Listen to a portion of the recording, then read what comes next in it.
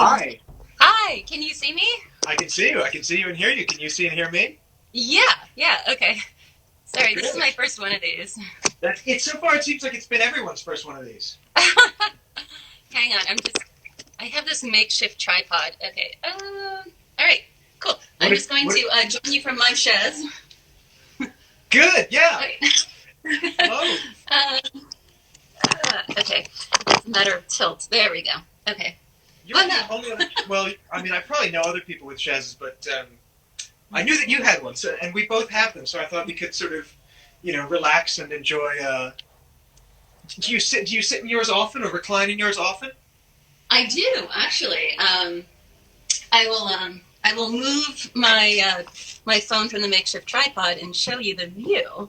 Oh yeah, great view. Can you see it this way? Uh, Hold on, I'm just seeing a wall now. Oh, a wall. Okay, that way? Nope. No, it was facing the right way. It was just looking at the wall. Oh, is that better? Yeah, bring it closer to the window. Okay. There we go. Okay. And you can see that lovely Chrysler building up there. Yeah, there it is. Oh, beautiful. So yeah, I like to sit here and read, and nice fire going. Is it cold enough for a fire? Well, kind of. Not really, but it's the last chance that we have to use them, so. Right. Is it a gas fire? No, it's wood burning. Oh wow. Yeah. Oh, Yeah. that's so So nice. I'm going to return this to its cradle. I think the French Quarter's burned down so often that fireplaces are illegal here now. Oh God, that's terrible. Your place would be perfect with a I know. fireplace. Although it's an attic, so I don't think it ever had a fireplace. Oh, Yeah. that makes so much sense. Yeah. We have a chimney, and sometimes birds live in it. Oh. Someone asked, "Where do you go to get wood in the city?" That sounds like a setup to a joke. Well, you can either order it from Fresh Direct, or I mean they'll bring it in bundles, or you can get something called coconut logs, and they burn cleaner, which is what this is. These are just coconut shells that are. Oh, they're like compressed into a log. Exactly. Yeah. That's fantastic. Yeah. I never would have thought of coconut shells, but it makes perfect sense because they're so dry and scratchy. Yeah, it's good. And I saw that you had a beverage of some sort. What are you drinking? Oh, I've just got tea right now. Ah. It's 4 o'clock. What are you drinking? Well, as it is 5 o'clock, I made a really beautiful Italicus spritz, which is just a little bit of Italicus, a splash of Hendrick's Midsummer, which is really floral and bright, and it works perfect with the bergamot and Italicus. And some fresh orange slices and topped with Prosecco. Oh, sounds lovely. Sounds like heaven. Cheers! Cheers. How are you getting, how do you get booze in the city these days? Well, they do deliver it, and I also have some friends that will just send a box, a little care package. And, That's always nice. yeah, I like to feature a lot of the cocktails that I make in some stories, and just kind of stage them in a joyful way that reminds people of traveling and go out to our favorite bars. So, yeah. Well, that's one of the reasons I want to talk to you is because you stage everything in a joyful way.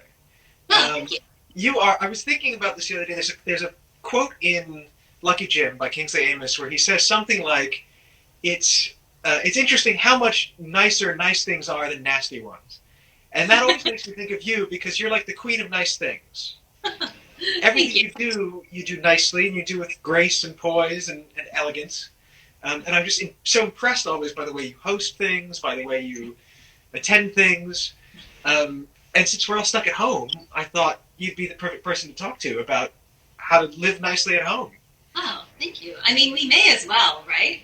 I mean, I always believed in that before, but now absolutely more than ever, because I mean, we need beauty and things to live for. We need to not save our beautiful china and glassware for the special occasion for when guests arrive, but we need to treat ourselves and the people that we live with that we're lucky to live with. I mean, I don't have a roommate anymore, unfortunately, but I love to do this just for me, and that feeling that you get when you've done something nice for yourself. Like the other day, I had this moment where I had just gotten this tablecloth on eBay, this beautiful vintage tablecloth, that I said, this will look beautiful on the table, but pressed. So I started ironing it. And then I said, well, maybe the napkins would be nice too, ironed. And then the next thing you know, I'm ironing pajamas and pillowcases and sheets, and because we have that kind of time, when we're not working on writing projects or reading through our libraries. I mean, we have this kind of time to make things a little bit extra nice.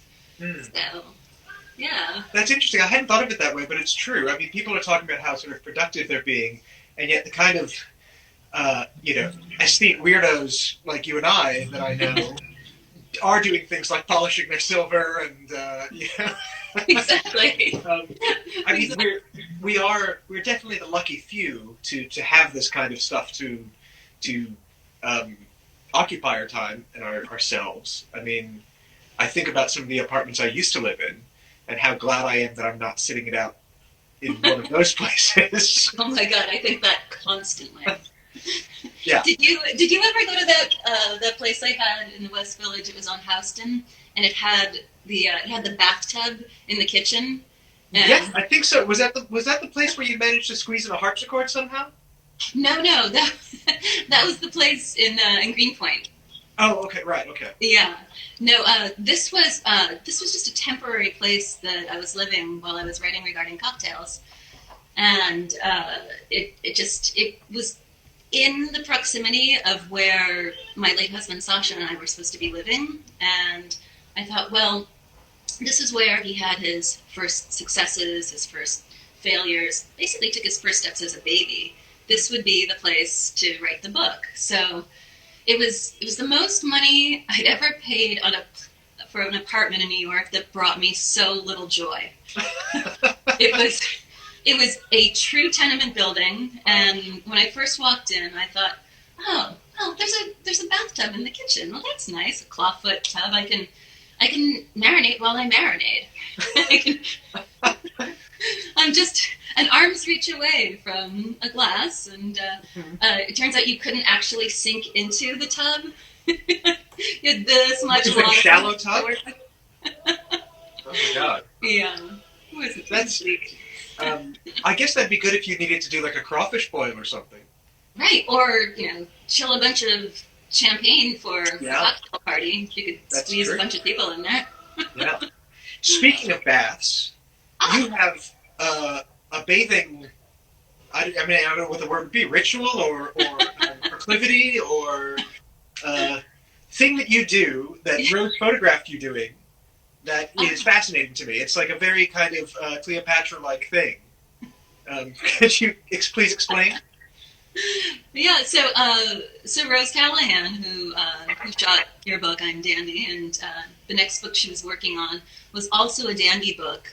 It was going to be lady dandies. I wish there was a word for lady dandies. Is there? We've been talking about this. There have been some that have been sort of positive, but they're not very good. One of them's dandizette, which sounds stupid. One of them's quaintrelle, which also sounds kind of stupid. And no one would know what that means. Yeah, I don't know. People have also said like muses and divas, but I feel like those words are kind of too loaded.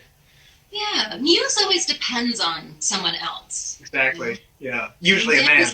For dandy's sake. Yeah, maybe we'll come up with a word by the end of it. I hope so. We'll coin it. But Rose was she was shooting a series of women in their apartments in their natural element. And wow, that fire's really going. Other thing about the coconut logs, they suddenly just burst into flames. Contained. Well, I guess have they pressed all of the oil out of them? Maybe the oil is igniting. Does it smell like pina coladas in there now? Oh, I wish. I was so hoping when I opened that box that it would have that scent, but no, it does not. But so Rose is shooting everyone in their apartments that she wanted for this book, all of the ladies, and she says, "Do you have any ideas?" I said, "Well, yes. Let's move. I have a Biedermeier desk that I used to keep in the living room, but since my roommate moved out, I've made his room my office, so it's in there now. But we moved the desk against the window here, where the Chrysler Building is, and we did a series of photos of that. And then I said, I also have this crazy idea. Could you bring with you 4 gallons of heavy cream? Just go with me."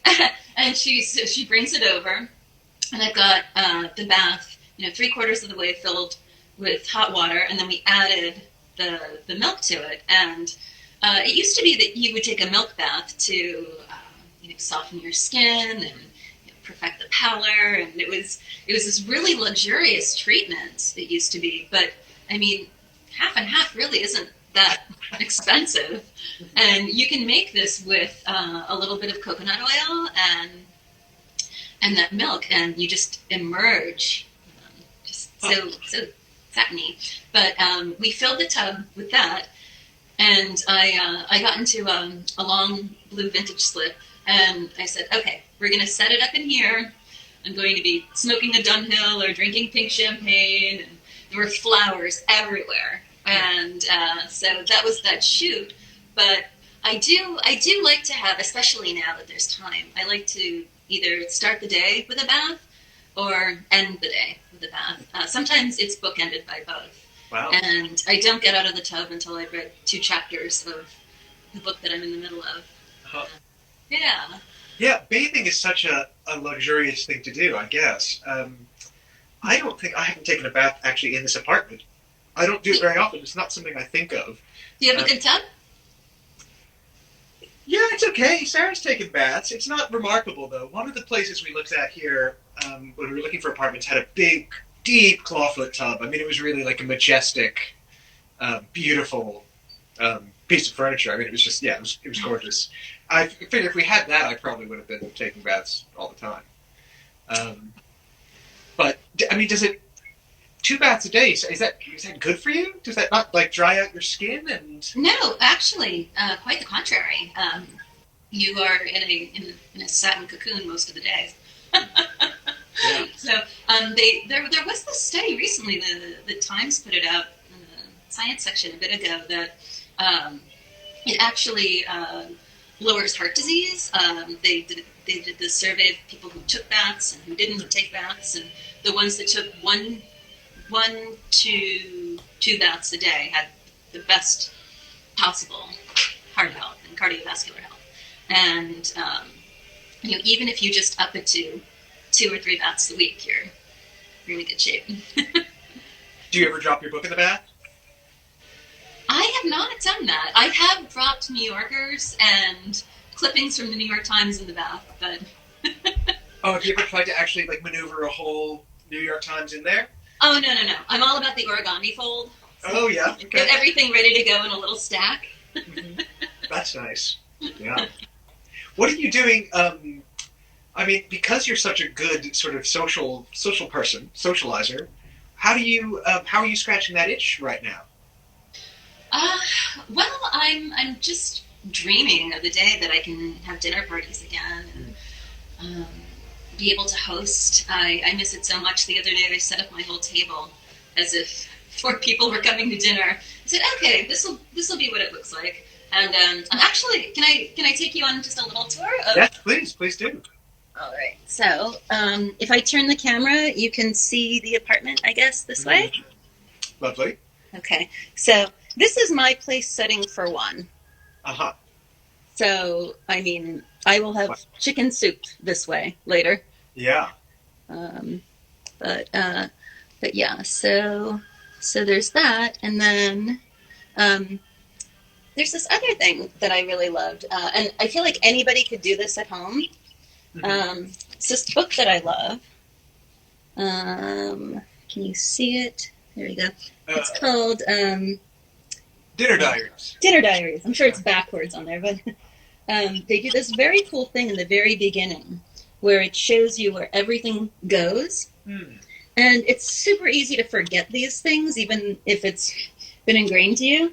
But this is just such a great layout that even I refer to it often. I feel like it's important to not lose track of those things, those social graces that we have, especially when you want to home entertain. Yeah. Well, before we move on, I had a question about place setting. It's actually, I mean, it's one of those things that I guess there are probably some reasons behind why certain things go where. I'm sure it's not entirely arbitrary. But is it the kind of thing that has to be adhered to strictly, or is there room for art in it? Oh, absolutely. I mean, especially if you're, hold on, I'm just getting reset up here. If you are decorating your table with flowers and bouquets and place cards and things, there's certainly room to mix things up now. I mean, but to just follow a general guideline, I mean, you know, you wouldn't wear a tie tack as a pen, right? So yeah, maybe I don't know. You wouldn't switch the fork where the spoon's supposed to go. I mean, I guess that's the most dandy way I could put it. Right. Yeah. I wonder if there might be. I mean, I don't know. I always find that kind of stuff fascinating. Like when people do things like use a tie pin as a lapel pin. Sometimes they do it, you know, it's like Fred Astaire wearing a tie as a belt, where it's just like, that's so cool, or and so out there. Or little Edie wearing a skirt as a turban. I mean... There you go. Right. So I always find that the most interesting kind of substitutions in these kind of in traditional elegance, when you get someone who's a real master at it, like Astaire or the League, they'll come in and do something, you know, out of left field that's so cool and so unexpected that it's like even better than the original thing. But then nobody else can really do it but them. No, it's true. He does have some authority to that. Yeah. So I wanted to ask you, so in quarantine, are your rules as strict as ours in New York? Oh, the rules here? Yeah, they're pretty strict. I mean... So you can't entertain at home. You can't. I mean, we could. We're not supposed to. You know, I think Sarah obviously had it already. We're assuming that I probably had it without symptoms, just because I was in here for 2 weeks with her. Hopefully, I'll be able to get. Oh, there's Sarah's just joined. Hey, Sarah. She just joined. Hopefully, once I get I can get it's called an antibody test, and then Sarah and I can just roam around, you know, spitting in people's faces and making out with strangers, and you know, whatever else we like to do in the French Quarter. But we have had, one of the nice things here is that we've got a courtyard, which has been an absolute kind of like sanity saver. And we have friendly neighbors who have been, you know, having drinks out there, and they have a fire out there sometimes, and everyone sort of stays relatively far away from each other. But so we actually have been able to have like social stuff.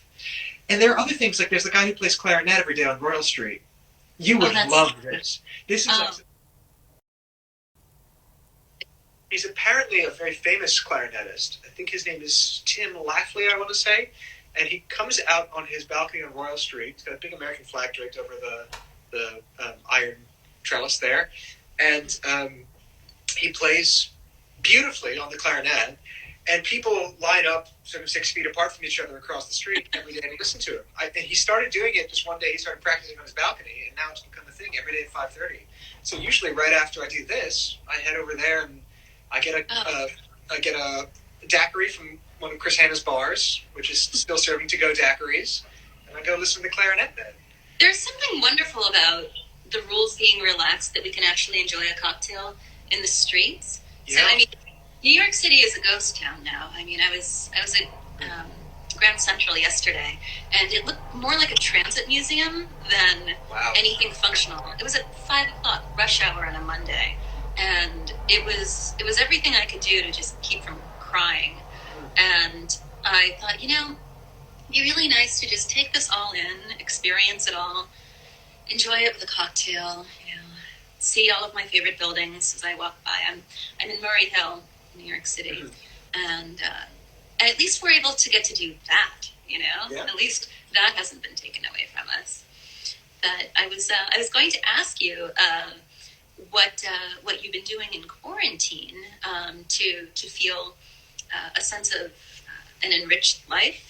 I also want to ask you this too, on the premise that I see that my mother just joined. Okay. My mother was the one who taught me everything I know about home entertaining and keeping a perfect apartment and presentation.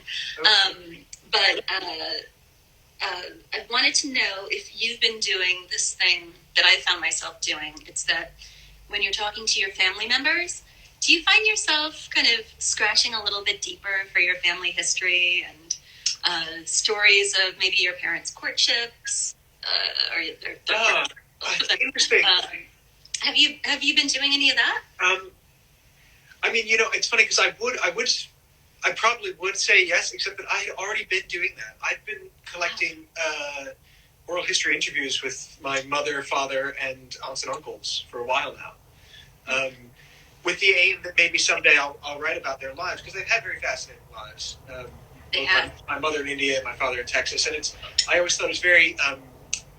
I feel like I'm such an unlikely person to exist based on their backgrounds, and that the likelihood of the two of them meeting in this universe, coming from the radically different backgrounds, him from like a working class farming family in Texas, and her from like an aristocratic military family in India. So I've been fascinated by their stories for a long time. I think actually I'm quite sorry to say this, especially because my mom and dad will probably be listening later. I've probably been more superficial in my conversations with them now. I'm worried about them being together in a one-bedroom apartment, driving each other crazy. So where are they living? Upper West Side. Oh, okay. So I think when I call them up, I'm probably trying to be careful not to set off any any traps that they've already got set for each other or something. I don't know. I'm trying to just be happy. My dad loves talking about his childhood lately, though, which is nice. My parents are in Florida, and they're in a really adorable town called Punta Gorda. It's like the perfect postcard retirement community. Okay. Very Golden Girls, you could say. Oh, nice. And they just celebrated their 50th anniversary. And my parents had me very late in life. My dad is 91. And my mom, she hates it when I do that. My mom is, she's very well preserved. Let's just say. Sorry, Mom, almost lived. She's the first person to tell me a lady never tells. But I've been gathering stories of their courtship, and sometimes even incidentally. My mother and I were talking today about a cocktail called the Pousse Cafe. Do you know this cocktail? Pousse. Yes. I don't know. I don't know. I think it might have originated in New Orleans. Okay. But it's one of those cocktails that I like to call a beautiful horror, because it presents so well in a glass. Typically, it's served in a flute, and anyone can jump in if I'm wrong, but I believe it's a layer of Galliano, a layer of chartreuse, and a layer of, what's the other one? Framboise. Oh, wow. And it's like a syrupy sugar bomb. It's horrible, but it looks beautiful because it's a layered cocktail. And Sasha and I had one on the Orient Express, just dying to scratch this itch of what does a Pousse Cafe taste like. My parents used to drink this while they were courting, and I don't know how they got through even one of these, because by the time you get to the bottom, you've just been so inundated with sugar and cloying sweetness that, like, it just turns so muddy too. It turns into this brown drink in the glass. Yeah. Does it have a coffee flavor to it? Where does the cafe come from? Just a little bit, yeah, a little bit. Or it's the what is the banana liqueur? That's not Frangelico. No. No, Frangelico's the nutty one, isn't it? Right, exactly. That's the one that's dressed like a monk, right? It's got the little belts around it. Right. Some of the cocktail people who've joined in might be able to call out the Pousse Cafe. Yeah. But I found this out from my mom today, and how she would drink blackberry brandy because she tried to pull it off as being so sophisticated to my dad while he's ordering a martini, and he's like, "You're drinking a glass of blackberry brandy?" She's like, "Oh yes, it's the height of chic." And she had read somewhere that it's good for menstrual cramps. She would never tell my father that. Like, right. Oh well, yes. Yeah. I mean, probably most booze is. Probably. Yeah. I guess it's Midol in a glass. I remember my father telling me in Texas when he went to college at TCU, he took out a girl to some city, I guess. It would have been Fort Worth or something like that, I guess. I'm not sure. But some like small city in Texas. And he ordered French onion soup, and that was like the height of Texas elegance. That was like the classiest thing you could get outside of like an oilman's hotel room in Austin or Dallas or something. Like outside of a fine steak, I think French onion soup was probably the most elegant thing in Texas. Certainly difficult to eat that elegantly, isn't it? Yeah. It's the stringy cheese and the broth splattering all over. Yeah. It's not an elegant looking soup either, but it says French in it, so I think that was the thinking. There's certain things that are very elegant to eat. Eggs and soldiers is a very, you dip the little toast. Yeah, that's quite cute. Anything with a teaspoon, like soft scramble. I'm on this breakfast kick lately. Okay.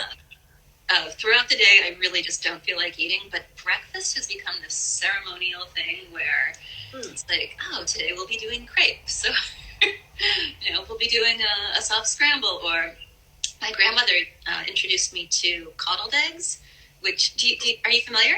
No. So they're these beautiful, I love them because they're kind of like a little ritual.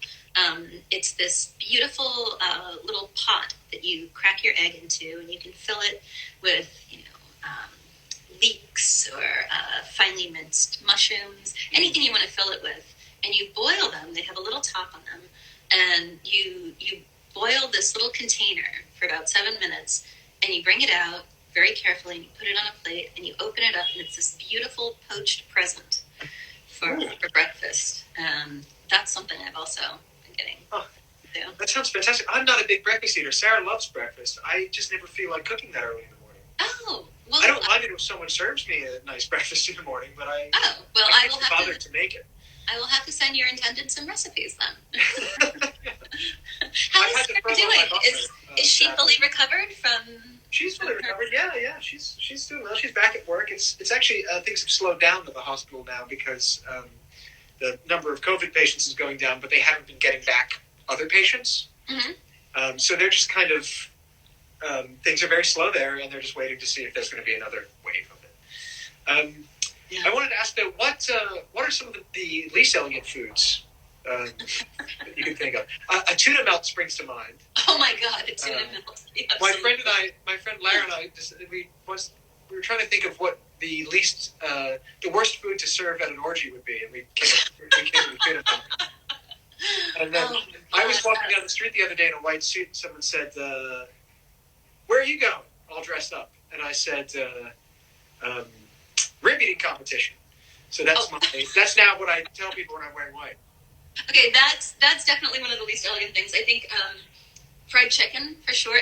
Basically any meat with a handle, unless I don't eat lamb, but lamb chops. Yeah. Outside of that, like lamb chops, you can eat delicately because they've got a very, very nice. Right. There's no sauce going to drip all over you. Yeah. Anything saucy. Those. I think they're an abomination. Those enormous fudamaki sushi rolls.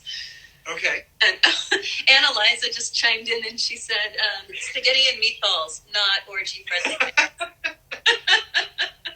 I would have to agree.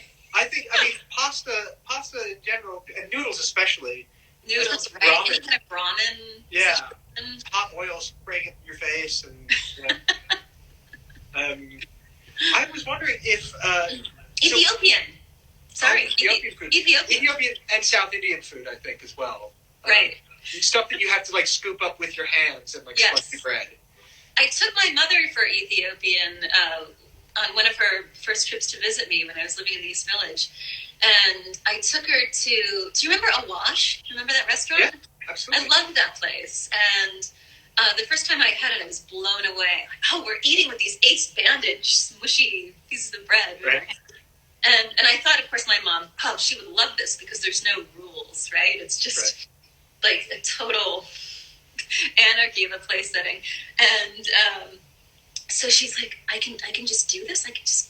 I'll just eat with my hands. And like, they do give you napkins. She's like, blah, blah, blah. This is so much fun. Do you remember when Oprah went to India? No. Oprah did a show where she went to India and she got in a lot of trouble because she went to someone's house and she said, I hear that you still eat with your hands here.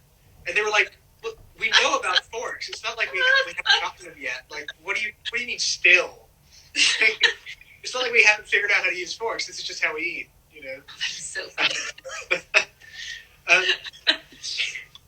I wanted to ask you.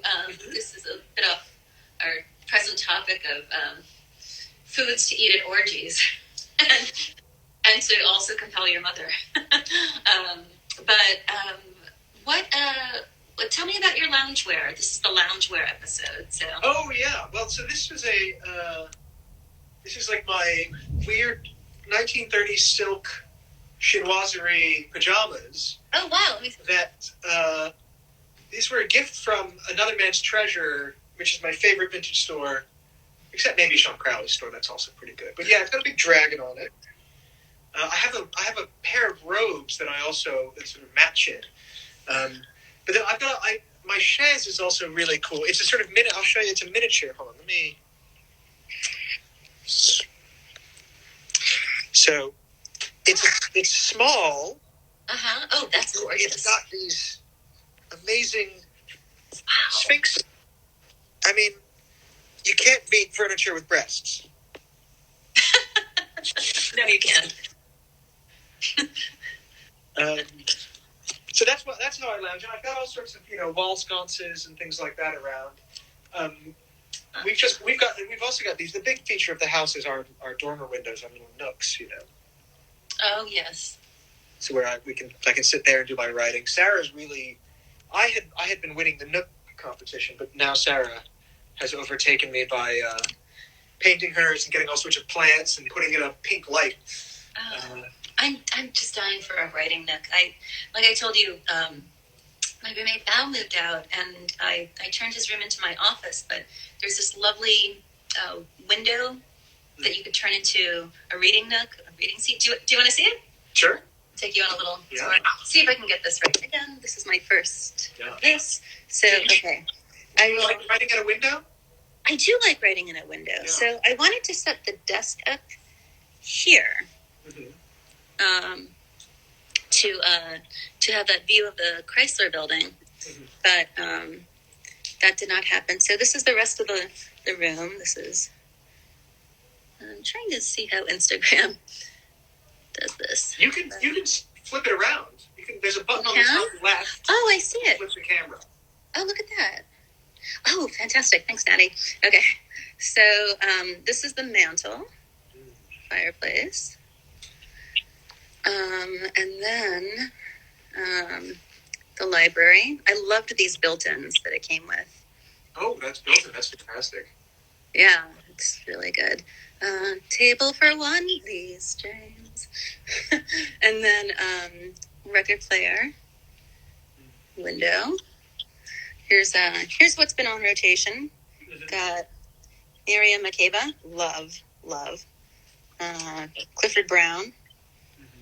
Excellent strings. Have you heard this Nook Jackson? No, I don't know that So album, good. but I like MJQ, right? So good. Wasn't he one of the people in Modern Jazz Quartet?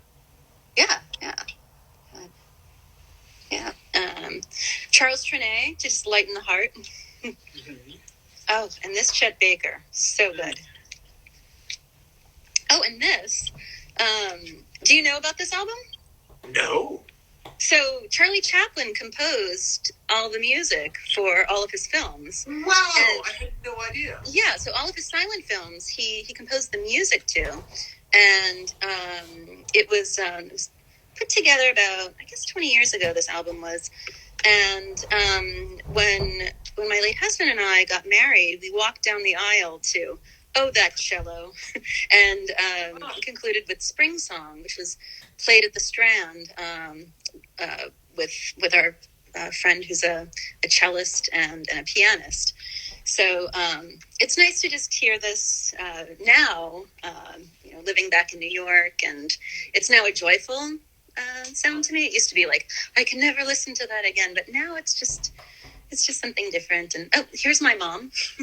This is her at 14 with a little chickadee on her shoulder. Oh, how adorable. I love that frame, too. She made it. This is a little bit of a glare. That's my father and his brother and his other brother. Are they in Eagle Scout uniforms or something? I can't quite... Yeah, Eagle Scouts. Exactly. And then here are my grandparents, George and Lillian. Oh, wow. That's where my name comes from. Oh, okay. Yeah. Huh. So let's see. Let's join me, won't you? Walk with me, talk with me. Kitchen with. I love this skylight up here. You have such fantastic light in your house. You've got those 3 windows in the big room, right? It's completely unconventional because, I mean, when you think about it, it is a railway style apartment. The bath where a lot of reading gets done. Let's see. Let's turn on a little light in here, shall we? Let's do that. Oh, that's better. And so this is the new office. Oh, wow. Biedermeier. It's the tradition. Yeah, look at that. This is what might turn into a reading nook. But I have to work around that radiator situation. Mm-hmm. But yeah. Oh, God, can't we just all go back to wearing boaters and it being like a perfect springtime where we dance and picnic? Remember those days? I was watching a movie today, a silent film, that was shot by Orson Welles in 1938, called Too Much Johnson, which sounds dirty, but it's not. Too much what? Too Much Johnson.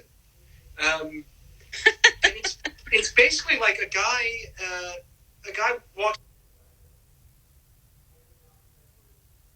in on his wife sleeping with another man, and then chases him all over New York in 1938, and across rooftops and stuff. And they're all wearing boaters, and the footage is so good, and there are all these old buildings that aren't there anymore. It's fantastic. I can't recommend it enough. It's on, I think, Amazon Prime. Oh, cool. Well, I will definitely file that away. So back to loungewear. I ordered this right before everyone started buying up pajamas and loungewear en masse. Yeah. And I found this. I got my little monogram. Oh, perfect. Done. Where's it from?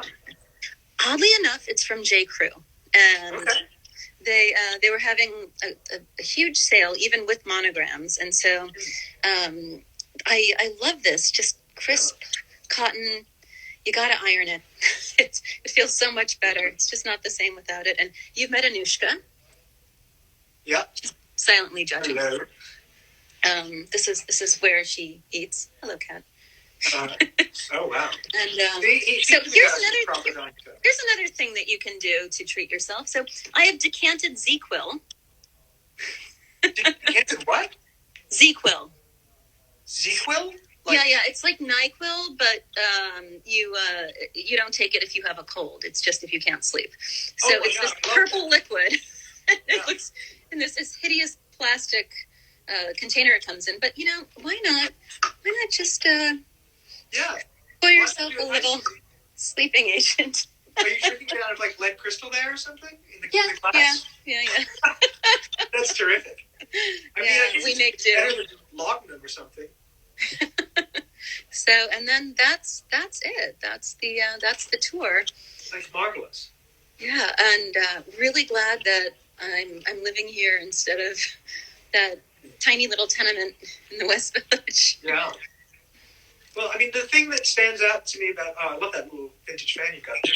The thing that stands out to me about you and what you do and the way you write and the way you live, and it's also what Sasha's legacy is, I think, which is this idea of taking care to do things the right way, and taking time and considering everything before you do it, being thoughtful with things that are normally just every day, right? Right. Absolutely.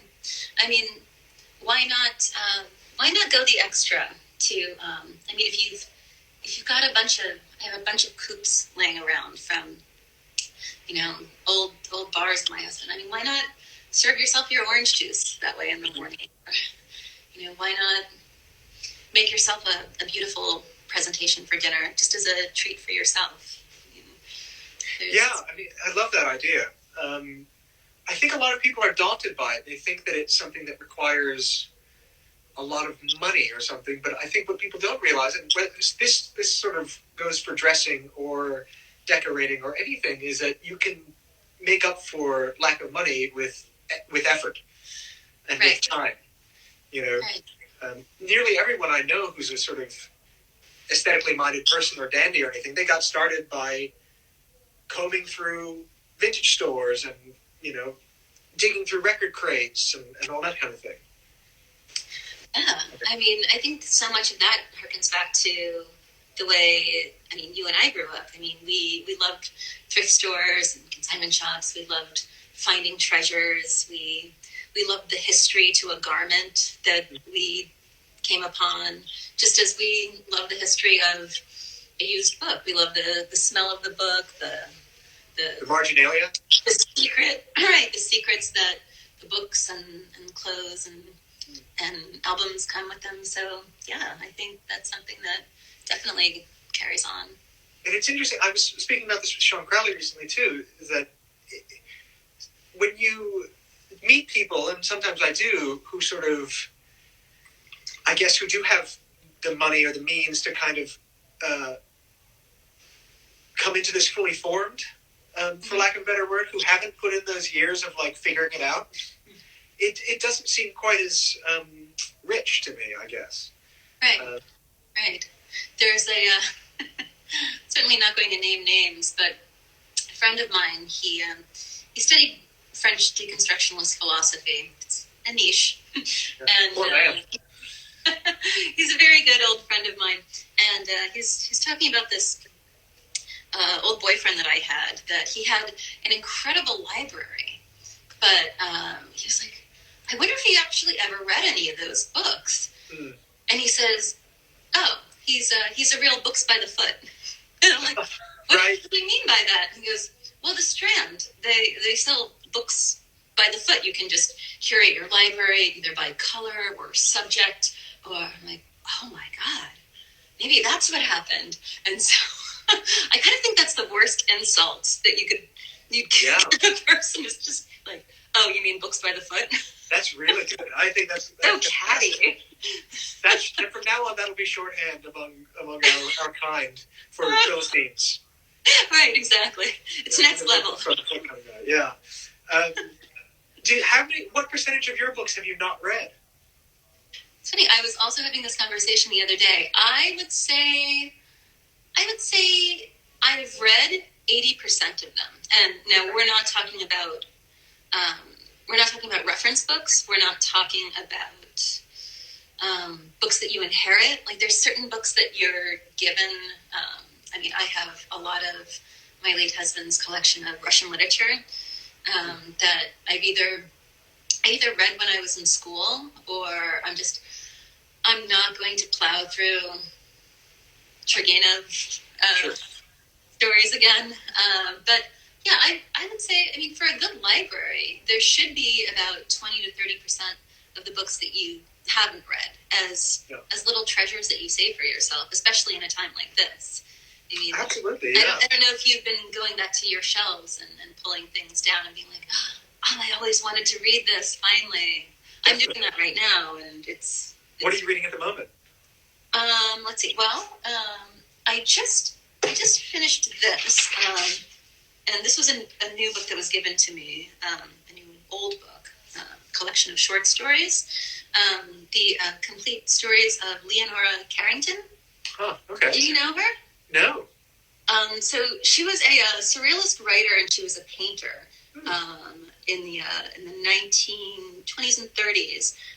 She was a lover of Max Ernst, and she palled around with the surrealists, but she was herself an incredible artist, and her short stories, they always involve devouring things, and there's always eggs involved, and the stories of her as orphan that are just so, it's like she runs circles around Calvino, I would say. Okay. Wow. It's incredible, and the book is just, it's so delicious because of the size too. And what language did she originally write in? What's that? What language is it originally in?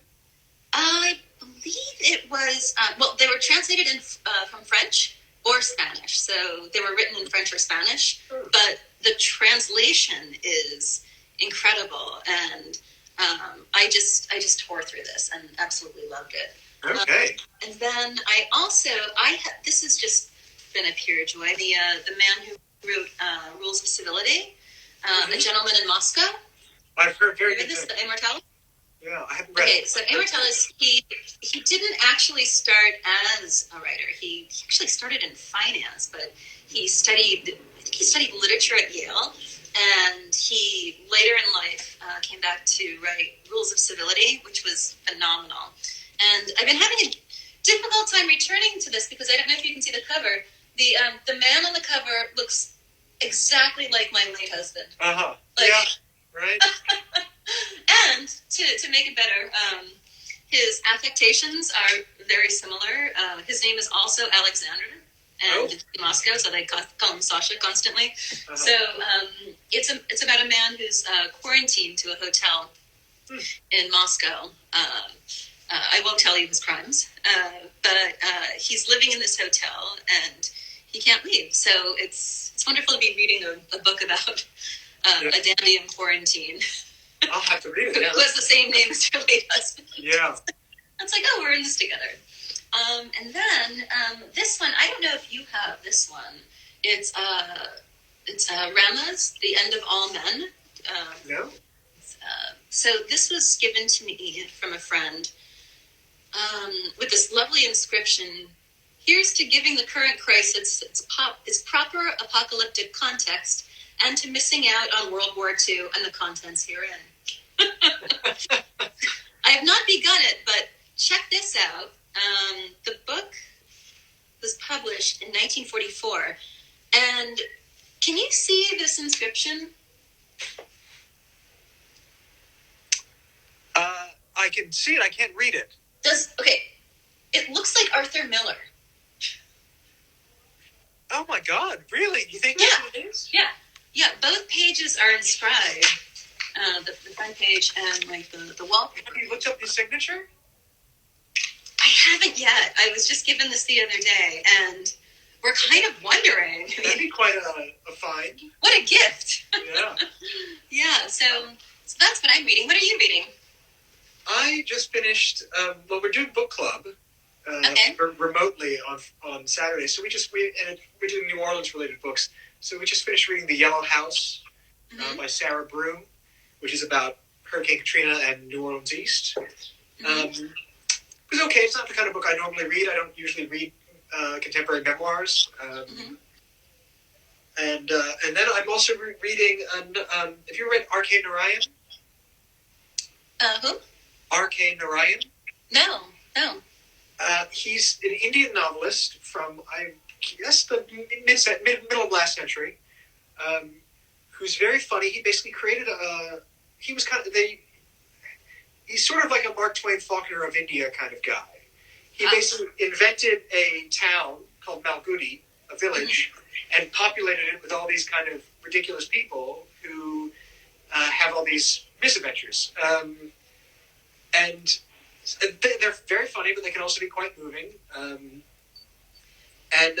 there are two Every Man's Library volumes of, I think, 4 novels in each one. And the one I'm reading right now is called The Financial Expert. And it's very funny. It's about a guy who is convinced he's a great financial expert, but he's actually a complete idiot. But he somehow manages to convince everyone else that he is really, really good at finances. So he ends up with everyone else's money. So that's very entertaining. He's one of those authors I go back to quite frequently. You know, one of the people like Yves Lenoir, P.G. Wodehouse, or Mark Twain. Absolutely. Flannery O'Connor. There are like certain authors that I'll return to. Well, yeah. Now that I know that he's in that camp. Huh? Now that I know that he's in that camp, yeah, I definitely want to know more. Oh. Who are the novelists that you always return to? Or poets, or dramatists, or...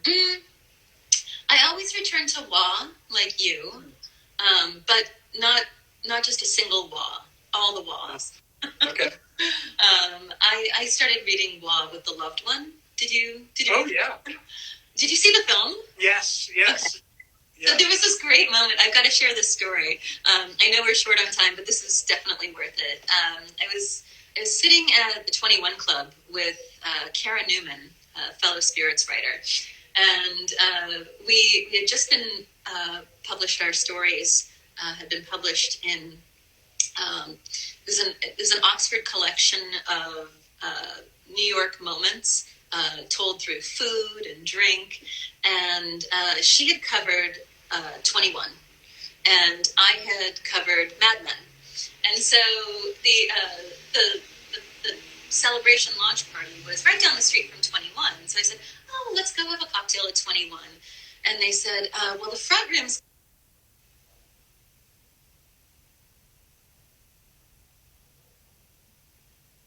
Oh, are you still there? Yeah, you froze for a second there. Sorry.